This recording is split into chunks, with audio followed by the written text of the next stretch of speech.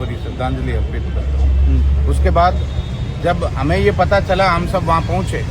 वहाँ पहुँचने के बाद जब हमने देखा कि साध्वी जी के जो पिताजी हैं वो साध्वी जी का पार्थिव देह लेके बाहर गाड़ी में ही बैठे थे, तो हमने निवेदन किया कि एक मानवता के नाते ये एक लड़की थी और ऊपर से भगवाधारी थी, तो हमारा नैतिक दायित्व बनता है कि इनके पार्थिव देह को मान सम्मान के साथ व्यवस्थित जगह पे रखा जाए और इनको वही मान सम्मान दिया जाए जो अपनी हिंदू संस्कृति के अंदर दिया जाता है। ऐसी चीजों को लेके हमने जब मांग उठाई तो साध्वी जी के पिताजी ने पूर्णतः इस चीज का विरोध किया, हमें रोका गया। उसके बाद हमने बोला आप रोक क्यों रहे हो, आप प्रेक्स हॉस्पिटल से बॉडी वापस क्यों लेके आए, बॉडी का पोस्टमार्टम होना चाहिए, ठीक है। कोई भी नॉर्मल इंसान भी मरता है तो उसका पोस्टमार्टम होता है, आप इनका पोस्टमार्टम क्यों नहीं करवा रहे। जब वो बोले मुझे पोस्टमार्टम की आवश्यकता नहीं, कुछ नहीं, भगवान ने जो मेरे साथ किया वो कर दिया, भगवान ने ऐसे कैसे कर दिया, ठीक है। आप जब हॉस्पिटल लेके गए, जो सिचुएशन हुई उस सिचुएशन के अकॉर्डिंग भी देखा जाए तो ये नेचुरल डेथ नहीं है, उनका एकदम स्वास्थ्य। कुछ दिन पहले अजमेर में ये अपनी कथा शांतिपूर्ण खुशीमय तरीके से पूर्ण करके आए, तो अब अचानक इनके साथ ऐसा क्या हो गया कि इनकी एकदम ऐसे डेथ हो गई। तो हम लोग वहाँ खड़े थे, हमने एक ही मांग की कि इनके पोस्टमार्टम होना चाहिए। इनके पिताजी ने पहले तो पूर्णतः मना किया, हमारा विरोध किया, और अभी ये जो रोना धोने वाले ये जो प्रोपेगेंडा कर रहे हैं, पहले कुछ भी नहीं था इनका, उस टाइम ये खाली 5 घंटे मैं वहाँ खड़ा रहा, 5 घंटे तक वो फोन पे लगे रहे, कंटिन्यू निरंतर अपने जो निजी लोग हैं उनको फोन करने का कोशिश किया। इस मामले को नेता नांगलों को फोन करवा के दबाने की कोशिश की गई, लेकिन मेरे साथ हजारों युवा खड़े थे अपनी बहन को न्याय दिलाने के लिए और भगवे को न्याय दिलाने के लिए।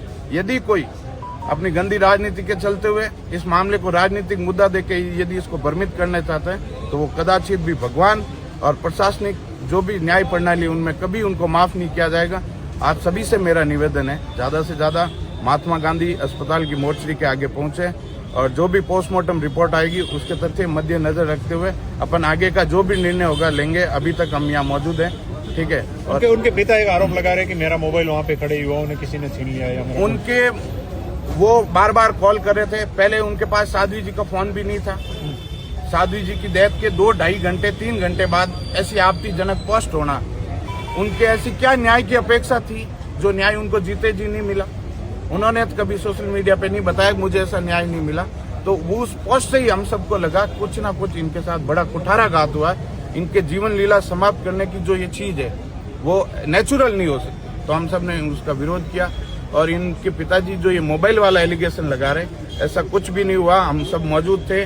पहले साध्वी जी का फोन एक उनके स्टाफ के पास था, ये बाप जी ने फोन करके उनका फोन मंगवाया, साध्वी जी का अपने फोन अपने पास में लिया। तो हम सब ने जो छवि शर्मा जी वहाँ मौजूद थे उनको बोला कि आप इनका फोन ले लीजिए, साध्वी जी का भी और इनका भी।